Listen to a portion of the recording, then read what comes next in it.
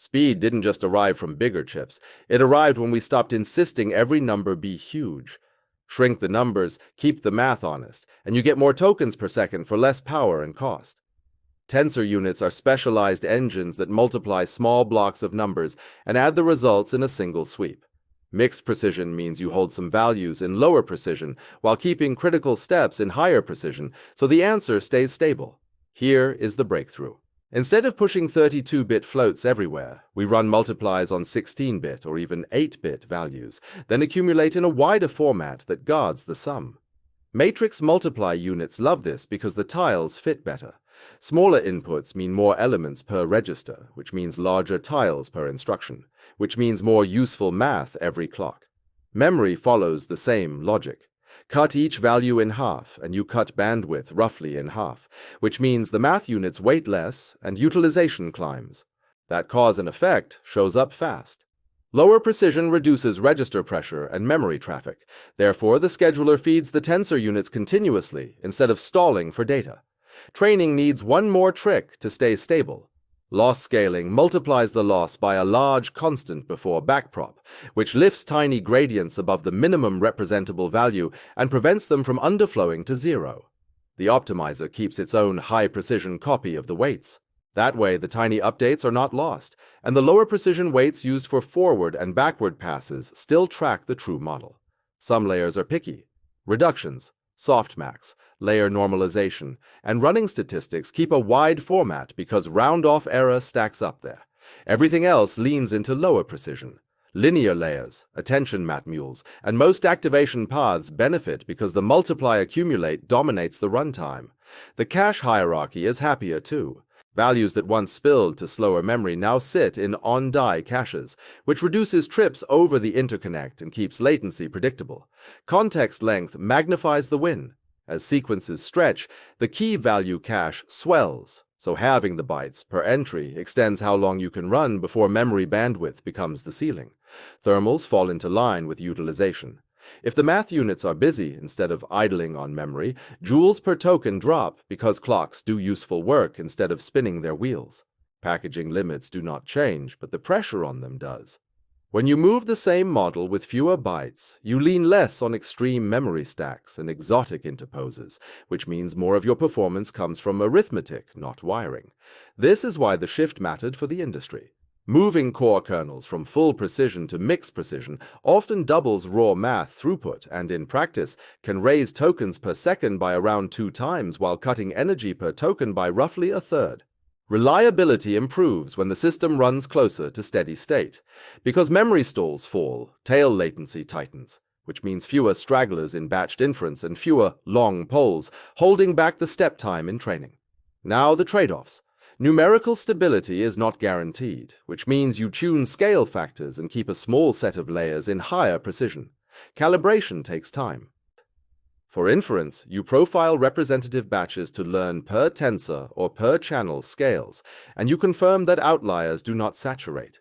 Rare failures still happen. A burst of extreme activations can overflow a narrow format or collapse to zeros, so you add guards like dynamic scaling, clamping, or stochastic rounding to keep the distribution healthy. Mixed precision also interacts with scheduling. If a kernel flips formats too often, conversion overhead can erase the win. So you fuse operations and keep data in the same format across a chain when possible. Quality of service matters in shared clusters. A poorly tuned, low-precision model can flood memory with retries or denormal handling, so you gate releases behind latency and accuracy budgets, not just average throughput. Interconnect latency does not disappear. Smaller values help caches, but cross-device traffic still pays the hop cost, which means tensor parallel layouts must keep most math local. Yield and packaging still set boundaries. Lower precision helps you squeeze more performance from the same package, but if the device was bandwidth-starved from the start, nothing replaces moving data closer. Because we accumulate wide, we guard the answer, but we still accept a small loss of numerical headroom. Therefore, we track validation metrics closely during the transition, and we keep a high-precision shadow run for a few epochs when retraining a large model. For optimizers, the rule is simple. Keep master weights and moments in high precision, let activations and gradients go low where possible, and checkpoint in a format you can restore without drift. Why this matters day to day is the bottom line. If a training run that delivered 1,000 tokens per second at full precision now delivers about 2,000 with mixed precision, your time to accuracy falls, your bill falls, and your schedule breathes. Inference responds the same way. Per request energy drops because each token pulls fewer bytes and fires fewer high-voltage transitions inside the memory fabric. Next comes the roadmap. 8-bit floats and integers are moving from research to production, backed by tensor units that natively multiply in these formats and accumulate in a safe width. FP8 variants offer sine, exponent, and mantissa layouts tuned for activations or gradients. INT8 leans on explicit scale factors, often per channel or per block, which trading simplicity for better fit to each distribution. Guardrails are evolving with the formats. Blockwise scaling, error feedback, and saturation-aware training keep low-precision math near the same accuracy while holding the speed. Expect mixed formats inside a single model. Attention matmuls may drop to 8 bits, normalization may stick to 16 or 32, and embedding tables might use integers with per-row scales. Hardware and software are meeting in the middle.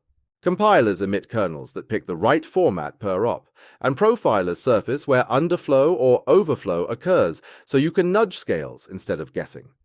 Standards will matter for portability. When export formats carry scale metadata and preferred rounding modes, models move cleanly between vendors and maintain their timing and accuracy targets. Energy will stay the forcing function. Most data centers care about watts per token, so formats that save a few picojoules per operation at scale win, even if their accuracy story needs one more tuning pass. Finally, be realistic about limits. If your model is already bandwidth bound on small tensors, lowering precision helps.